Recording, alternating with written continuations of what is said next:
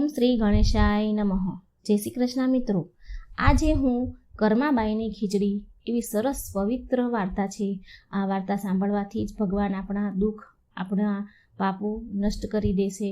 આ વાર્તા ખૂબ પવિત્ર વાર્તા છે, તો અંત સુધી સાંભળજો કે કેવી કર્માબાઈની ભક્તિ હતી, નિસ્વાર્થ ભક્તિ હતી, ભોળું મન હતું અને તેની ખીચડી ભગવાન ખૂબ પ્રેમથી જમવા આવતા હતા. તો મિત્રો, આ વાર્તા ખૂબ સરસ છે, તો પૂરી ધ્યાનથી સાંભળજો. આ વાર્તા કર્માબાઈની ખીચડીની સન 1615માં રાજસ્થાનમાં નાગોર જિલ્લાના એક ગામમાં જીવનરામ હુડે નામનો એક ખેડૂત રહેતો હતો. તેના ઘરે એક છોકરીનો જન્મ થયો. ત્યારે તેના ઘરમાં ખુશીનું કોઈ ઠેકાણું ના રહ્યું. તે જીવનરામ હુડીને તેના ઘરે દીકરી જન્મી તો એ ખૂબ ખુશ થયા અને તેમણે તેમની છોકરીનું નામ કર્માબાઈ પાડી દીધું. કર્માબાઈ નામ રાખ્યું. જીવનરામ કૃષ્ણ ભગવાનના પરમ ભક્ત હતા. તેમના ઘરે કૃષ્ણ ભગવાનનું એક નાનું એવું મંદિર હતું. જીવનરામને એક નિયમ હતો કે તે રોજ કૃષ્ણ ભગવાનને ભોગ ધરાવે, થાળ ધરાવે અને પછી જ જમે. આ એનો નિત્ય નિયમ હતો. અને કર્માબાઈ થોડા મોટા થયા એટલે તે પણ તેના પિતાને પૂછે છે કે પિતાજી, તમે રોજ ભગવાન કૃષ્ણને ભોજન જમાડ્યા પછી જ જમો છો? ત્યારે તેના પિતા જીવનરામ બોલ્યા, હા બેટા, જ્યારે શ્રી કૃષ્ણ ભગવાન ભોજન જમી લે પછી જ હું જમું છું. તેના પિતાને કર્માબાઈના પિતાજી રોજ ભગવાનની ભક્તિ કરે, રોજ નિત્ય પૂજા પાઠ કરે અને આ બધું જ રોજ કર્માબાઈ જુએ. અને આ બધું જોતાં જોતાં કર્માબાઈનું જીવન વીતે છે. અને આમ કર્માબાઈ મોટા થતા ગયા.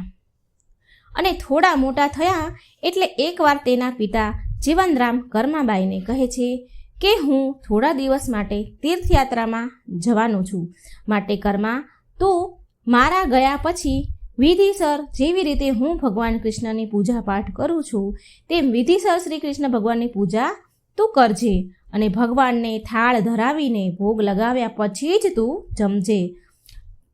તને હું તેની બધી પૂજા વિધિ સમજાવી દઉં છું. કેવી રીતે કરવાનું, શું કરવાનું એ તને બધું જ સમજાવું છું. તેવી રીતે તું રોજ પૂજા કરજે અને ઘરનું પણ ધ્યાન રાખજે. કર્માબાઈ તેના પિતાને કહે છે, સારું પિતાજી, હું ભગવાનને રોજ જમાડીશ અને હું પછી જ જમીશ. તમે ચિંતા ન કરશો. તમે શાંતિથી તીર્થયાત્રામાં જાઓ. તમે ઘરની જરા પણ ચિંતા ન કરશો. આમ જીવનરામ કર્માબાઈના પિતા ભગવાનની પૂજા વિધિ બધી સોંપી અને ઘરની જવાબદારી પણ કર્માબાઈને સોંપીને તીર્થયાત્રા પર ચાલ્યા ગયા. હવે બીજો દિવસ થયો એટલે કર્માબાઈ સવારે ઉઠી ભગવાન માટે ખીચડી બનાવે છે. બાજરાની ખીચડીમાં ઘી ગોળ નાખીને સરસ મજાની ખીચડી બનાવે છે અને ભગવાનને ધરાવે છે. અને કર્માબાઈ ભગવાનને બોલે છે કે લો પ્રભુ, હે કાના, મેં ખીચડી બનાવીને મૂકી છે. તમને જ્યારે પણ ભૂખ લાગે ને ત્યારે તમે ખાઈ લેજો. ત્યાં સુધી હું બધા ઘરના કામ કરી લઉં. આમ કર્માબાઈ ખીચડી મંદિરમાં મૂકે છે, થાળ ધરાવે છે અને પછી તે ઘરના કામ કરવામાં લાગી જાય છે. અને કર્માબાઈ કામ કરતાં કરતાં વચ્ચે 1-2 વખત ભગવાનના મંદિરમાં આવીને જોઈ લે છે કે તે ભગવાનને જે થાળ ધરાવ્યો, ખીચડી ધરાવી, તેમણે ખાધી કે નહીં. પણ જ્યારે તે જોવા આવે ત્યારે ખીચડી એમની એમ પડી હોય. કર્માબાઈ વિચારે છે કે લાગે છે ભગવાનને હમણાં ભૂખ નહીં હોય. કંઈ નહીં, થોડી વાર પછી જમી લેશે ભગવાન. થોડી વારમાં પાછા એ કામ કરવા ચાલ્યા ગયા. ફરી થોડી વાર પછી એ જોવા આવ્યા મંદિરમાં, પણ ભગવાનની ધરાવેલી ખીચડી એમની એમ, એમાંથી જરાક પણ હલી નહીં. એટલે કર્માબાઈ વિચારે છે કે કેમ ભગવાન ખાતા નહીં હોય. અને કર્માબાઈ મંદિર પાસે આવીને કૃષ્ણ ભગવાનને કહે છે, હે કાના, ભગવાન, તમે કેમ ખીચડી નથી ખાઈ રહ્યા? તમને કંઈ ખીચડી ના ભાવી મારી? તમે કેમ ખીચડી નથી ખાતા? લાવો હું થોડો ઘી અને ગોળ એમાં ઉમેરી દઉં. એટલે કર્માબાઈએ ખીચડીમાં ઘી અને ગોળ ઉમેર્યો. કર્માબાઈ ખીચડીમાં ઘી અને ગોળ ઉમેરી અને પાછા ભગવાનને કહે છે, ભગવાન, હવે મેં ખીચડીમાં ઘી ગોળ નાખ્યો છે, હવે તમે ખાઈ લો. મારા પિતાજી તમારી જમવાની જવાબદારી મને સોંપીને ગયા છે. તે હવે થોડા દિવસ પછી જ આવશે. ત્યાં સુધી ભગવાન તમારે મારા હાથનું બનાવેલું જ ખાવું પડશે. મને વધારે કોઈ વ્યંજન, પકવાન કે બીજી રસોઈ નથી બનાવતા આવડતી. બસ મને ખીચડી જ આવડે છે. તો તમે આ મારી બનાવેલી ખીચડી ખાઈ લો ને ભગવાન. આવી રીતે કર્માબાઈ ભગવાનને કહે. ભગવાન, હું તમને વિનંતી કરું છું, તમે જમી લો ને. મારા પિતાજી મને કહીને ગયા છે કે જ્યાં સુધી ભગવાન ન જમી લે ત્યાં સુધી તું પણ ન જમતી. માટે ભગવાન, હું સવારની ભૂખી છું, માટે તમે જમશો તો જ હું જમી શકીશ ને. કારણ કે મારા પપ્પા મને કહીને ગયા છે, પિતાજી મારા કહીને ગયા છે. કર્માબાઈ ભગવાન પણ તો બી ખીચડી ખાતા નથી. કર્માબાઈ ભગવાનથી નારાજ થઈને મંદિર પાસે જ બેઠા રહ્યા. કામ બધું ઘરનું પતી ગયું અને પછી મંદિર પાસે જ બેસી રહ્યા કે ભગવાન જમે પછી હું જમું. પણ આમને આમ સવારથી બપોર થઈ અને બપોરથી સાંજ પડી, પણ ભગવાનની સામે કર્માબાઈ ભૂખ્યા જ બેઠા રહ્યા. અને આ તરફ ભગવાન જુએ છે કે કર્માબાઈ ભૂખ્યા છે અને તે જીદ પર આવી ગયા છે. એટલે તે મૂર્તિમાંથી અવાજ આવ્યો, કર્માબાઈ, ઓ કર્માબાઈ, તમે તો પડદો કર્યો જ નહીં. તમે પડદો કરશો તો હું જમીશ ને. કર્માબાઈ બોલ્યા, સારું ભગવાન, હું મારી ચૂંદડીનો પડદો કરું છું. તમે આરામથી ખીચડી ખાઈ લો. તમારે મને પહેલેથી જ કહેવું જોઈએ ને. આટલી જ નાની વાત હતી, કારણ કે તમે પણ આખો દિવસ ભૂખ્યા રહ્યા અને હું પણ આખો દિવસ ભૂખી રહી. અને થોડી વારમાં પડદો કર્યો કર્માબાઈએ, એટલે થોડી વારમાં ભગવાન ખીચડી બધી જ ખાઈ ગયા. અને કર્માબાઈ મંદિરમાંથી તે ભોગની જે થાળી હતી ખાલી થઈ ગઈ. એટલે તે થાળી લઈ અને ઊભા થઈ અને પછી પોતે પણ ખીચડી જમવા બેસી ગયા. તેમણે પણ જમ્યા. અને હવે તો રોજ કર્માબાઈ સવારે પહેલાં જ ઉઠીને ભગવાન માટે ખીચડી બનાવતા અને ભગવાનને ખીચડીનો ભોગ ધરાવે અને પડદો આડો કરી દેતા અને ત્યાં મંદિર પાસે બેસી જતા. ચૂંદડીનો પડદો કરે અને ત્યાં જ બેસી રહે અને ભગવાન તે ખીચડી બધી જ ખાઈ જતા. થોડી વાર પછી કર્માબાઈ મંદિરનો પડદો ખોલે તો ખીચડીની થાળી ખાલી થઈ ગઈ હોય. અને કર્માબાઈને વિચાર આવ્યો કે ભગવાનને બહુ ભૂખ લાગતી હશે ને, એટલે મારે ખીચડી ધરાવવામાં થોડું મોડું થાય છે. માટે કાલથી તો હું સવારમાં ઉઠીને પહેલાં જ ખીચડી બનાવી દઈશ અને પછી જ હું બધા ઘરના કામ કરીશ. આવું વિચાર્યું. ભગવાનને બહુ ભૂખ લાગે છે. જેવી હું ધરાવું છું તેવી ફટાફટ ખીચડી ખાઈ જાય છે ભગવાન. અને હવે કર્માબાઈની બનાવેલી ખીચડી શ્રી કૃષ્ણ ભગવાન બહુ ખુશીથી ખાતા હતા. તેમને બહુ ભાવતી હતી ખીચડી કર્માબાઈની. તે પૂરી થાળી સાફ કરી જતા. થાળીમાં એક પણ દાણો ન હોય ખીચડીનો. એક દિવસ કર્માબાઈના પિતા તીર્થયાત્રા પરથી ઘરે આવ્યા અને કર્માબાઈને પૂછે છે, કર્મા બેટા, કેમ છે તું? એટલે કર્માબાઈ તેના પિતાજીને કહે છે, પિતાજી, હું તો સારી છું, પણ પહેલા દિવસે તો ભગવાને મને બહુ હેરાન કરી. પહેલા દિવસે તો ભગવાન ભોજનમાં જમવા માટે બહુ નખરા કરતા હતા. પૂરો દિવસ ખાધું જ નહીં. આખો દિવસ હું વાટ જોઈને બેઠી અને તેમણે તો છેક સાંજે ખીચડી ખાધી અને હું પણ આખો દિવસ ભૂખી રહી. ભગવાન પણ આખો દિવસ ભૂખ્યા રહ્યા. અને હવે તો પછી તો રોજ ભગવાન સવારમાં જ ખીચડી ખાઈ લે છે. હવે કોઈ નખરા નથી કરતા. હું રોજ સવારે પહેલાં ઉઠીને ભગવાનને પહેલાં જ ખીચડીનો થાળ ધરાવી દઉં છું, કારણ કે ભગવાનને બહુ ભૂખ લાગતી હતી. હું જેવી ખીચડી મૂકું એવી જ ભગવાન ખાઈ લેતા હતા. એટલે હું સવારમાં વહેલા જ ઉઠીને પહેલાં ખીચડીનો ભોગ જમાડી દઉં છું ભગવાનને અને પછી જ હું બધા ઘરના કામ કરું છું. કર્માબાઈના પિતાજી ભગવાનને 2 હાથ જોડીને કહેવા લાગ્યા, હે પ્રભુ, તમારી લીલા કોણ જાણે. હું તમને તીર્થયાત્રામાં શોધી રહ્યો હતો, પણ તમે તો મારા જ ઘરમાં બિરાજમાન છો. ધન્ય છે પ્રભુ કૃષ્ણ ભગવાન, તમને ધન્ય છે. જીવનરામ કર્માબાઈને કહે છે, બેટા, તારા જેવી દીકરી પામીને હું તો ધન્ય થઈ ગયો. હવેથી તું જ રોજ તારા હાથેથી ભગવાનને રોજ ભોગ થાળ ધરાવજે, કેમ કે શ્રી કૃષ્ણ ભગવાનને તારા હાથનો બનાવેલો થાળ તારા હાથનું બનાવેલું ભોજન બહુ ભાવે છે અને તે ખુશ થઈને ખાય છે, જમે છે. તેને તારા હાથનું ભાવે છે, માટે તું જ રોજ ભગવાનને ભોજન ધરાવજે. અને હવે તું જ ભગવાનની જેવી સેવા તે કરી મારા ગયા પછી એવી સેવા હવે તું રોજ કરજે. હવેથી ભગવાનના બધા જ કાર્યો તું જ કરજે. કર્માબાઈ તો આ સાંભળીને બહુ ખુશ થઈ ગયા અને હવે તો રોજ કર્માબાઈ વહેલી સવારે ઉઠીને નાયા ધોયા વગર જ ભગવાન માટે ખીચડી બનાવે છે અને ભગવાનને ધરાવે છે અને ભગવાન પ્રેમથી કર્માબાઈની ખીચડી ખાય છે. થોડો સમય થયો એટલે કર્માબાઈના પિતા સ્વર્ગવાસી થઈ ગયા અને હવે તો કર્માબાઈ એકલા થઈ ગયા. માતાનું મૃત્યુ તો પહેલેથી થઈ ગયેલું હતું. પિતા એકલા હતા, હવે તેનું પણ મૃત્યુ થઈ ગયું અને હવે એકલા પડી ગયા એટલે તેમને ગમતું ન હતું. માટે કર્માબાઈ શ્રી કૃષ્ણ ભગવાનની મૂર્તિને લઈને તીર્થયાત્રામાં નીકળી ગયા.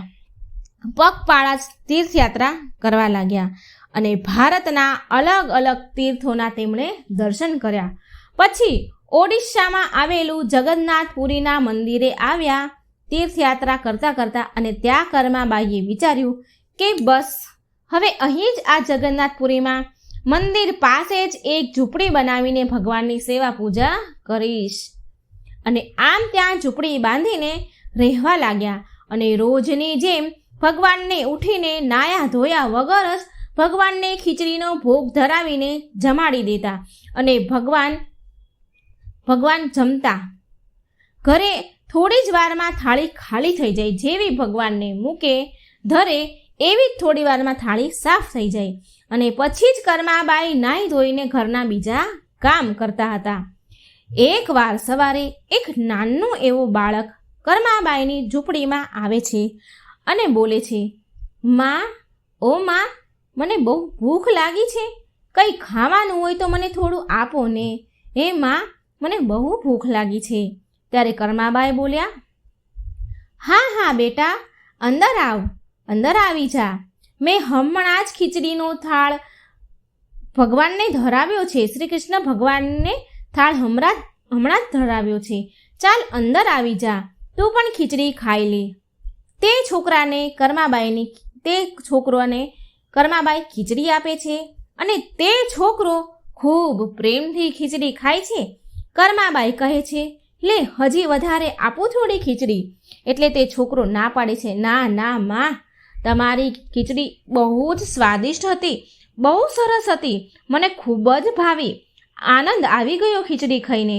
અને ફરી છોકરો એ કર્માબાઈને બોલે છે કે માં, હું કાલે પણ ખીચડી ખાવા આવી શકું છું? કર્માબાઈ તે બાળકને કહે છે, તું કાલે જ નહીં પણ મારા ઘરે તું ખીચડી ખાવા માટે રોજે જ આવજે. હું રોજ તારા માટે ખીચડી બનાવીશ, તને ખવડાવીશ. એમ પણ હું શ્રી કૃષ્ણ ભગવાનને રોજ ખીચડીનો થાળ ધરાવું છું, તો તારા માટે પણ હું બનાવીશ. કર્માબાઈની ઝૂંપડીમાં સ્વયં જગન્નાથ ભગવાન પોતે બાળકનું સ્વરૂપ લઈને ખીચડી ખાવા માટે આવ્યા હતા. અને હવે રોજ કર્માબાઈ જેમ શ્રી કૃષ્ણ ભગવાનને ખીચડીનો થાળ ધરાવતા હતા એટલે થોડી વાર થાય એટલે તરત જ તે બાળક ફરી ખીચડી ખાવા માટે કર્માબાઈની ઝૂંપડીમાં આવી જાય છે. એકવાર કર્માબાઈની ઝૂંપડીમાં એક સાધુ આવ્યા અને કર્માબાઈને કહે છે કે કર્માબાઈ, રોજ સ્નાન કર્યા પછી નાહ્યા ધોયા પછી જ ભગવાનને થાળ ધરાવવો જોઈએ. તે સાચી વાત છે. કર્માબાઈ, તમે સવારે રોજ નાહી ધોઈને જ સ્વચ્છ થઈને જ ભગવાનની વિધિ વિધાનથી પૂજા કરીને ભગવાનને થાળ ધરાવ્યા કરો. નૈયા ધોયા વગર ભગવાનને થાળ ન ધરાવાય, પૂજાપાઠ ન કરાય. ત્યારે કર્માબાઈ તે સાધુને કહે છે, સારું મહારાજ, હવેથી હું રોજ નાહી ધોઈને પછી પૂજા વિધિ કરીને ભગવાનને થાળ ધરાવીશ. હવે સાધુ મહારાજની આવી વાત માની છે કર્માબાઈ અને હવે રોજ સવારમાં પહેલાં ઉઠીને સીધી જ ખીચડી બનાવતા હતા. પણ હવે કર્માબાઈ નાહી ધોઈ સ્વચ્છ થઈ બધા કામ કરી અને ભગવાનની વિધિ વિધાનથી પૂજા કરીને જ ભગવાનનો થાળ તૈયાર કરે છે. ભગવાનને થાળ ધરાવે છે. અને એટલે કર્માબાઈને ખીચડી બનાવતા બહુ મોડું થઈ જાય છે, કારણ કે કામ કરે એટલે મોડું તો થઈ જાય. પણ પેલો જે બાળક આવ્યો હતો, જે રોજ ખીચડી ખાવા આવતો હતો, તે તો તેના સમયે સવારમાં રોજ જ ખીચડી ખાવા આવી જ જાય. કર્માબાઈની ખીચડી વહેલી સવારમાં તૈયાર થતી ન હતી. પેલો બાળક વહેલો આવીને બેસે અને ખીચડી તૈયાર થાય નહીં. પેલો બાળક આવીને કર્માબાઈને કહે, માં જલ્દી ખીચડી આપો ને, માં બહુ ભૂખ લાગી છે, જલ્દી કરો ને માં. કર્માબાઈ કહે, હા બેટા બેસ, હું થોડી જ વારમાં ખીચડી તૈયાર કરું છું અને હું આપું છું. થોડી વાર શાંતિથી બેસી જા, હું ભગવાનને બી થાળ ધરાવું છું અને તને પણ આપું છું. અને તે બાળકના રૂપમાં જગન્નાથ ભગવાન પોતે જ આવતા હતા. પછી કર્માબાઈ ખીચડી તૈયાર થાય એટલે તે બાળકને આપે, એટલે તે બાળક જલ્દી ખીચડી ખાઈને ચાલ્યા જાય. હાથ મોઢું પણ ધોવા ન રહે. મોઢે તો ખીચડી ચોંટેલી હોય, હાથમાં ખીચડી ચોંટેલી હોય અને ખાઈને એવા ફટાફટ ત્યાંથી ચાલ્યા જાય તે બાળક. અને પછી જગન્નાથ ભગવાનના મંદિરમાં તે ભગવાન હતા, એટલે એ બાળક ભગવાનના મંદિરમાં આવીને મૂર્તિમાં સમાઈ જાય. અને મૂર્તિમાં ખીચડી ચોંટેલી રહે મોઢા ઉપર અને હાથમાં પણ ખીચડી લાગેલી રહે. તો એકવાર ત્યાં પૂજારી જે પૂજા કરતા હોય, જે બ્રાહ્મણ મૂર્તિ ભગવાનની જે પૂજા કરે, તેને સામે જુએ, મૂર્તિ સામે જુએ અને વિચારે કે અરે, આ તો ભગવાનના મોં ઉપર ખીચડી લાગેલી છે.